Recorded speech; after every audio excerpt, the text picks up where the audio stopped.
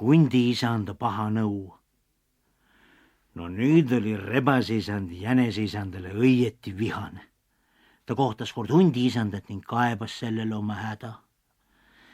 Mul on plaan, kuda teda kätte saada, ütles hundiisand. Kuidaviisi? Meelitada oma koju. Ei, seda ei saa kuidagi teha. Küll mina teen. Kuidas sa seda teed? Saamine koju, heida voodi ja teeskle, nagu oleksid surnud. Mina lähen ja ütlen seda jäneseisandale. Ta tuleb sind vaatama ja on sul peos. Rebaseisandale meeldis see plaan. Ta läks koju ja hundiisand läks jäneseisandale ütlema. Koputas seal ukse peale. Kes see on?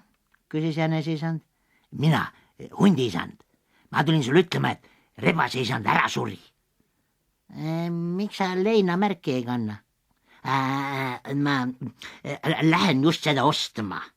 Tulin tema poolt ja mõtlesin, et ütlen sullegi seda uudist. Ja hundiisand läks.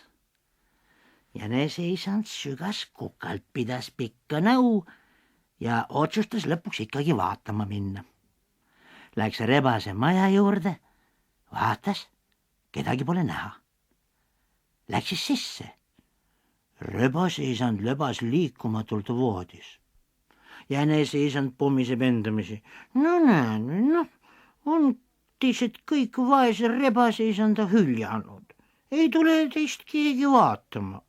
Mul on küll tööd kõrinaga, näe, mina tulin siiski. Noh, ma usun, et kui ta veel surnud pole, siis saab ta terveks. Sest ega ta ju ometi surnud ole. Sest iga surnu, kui teda vaatama tullakse, tõstab käpad üles ja hüüab, ahaa.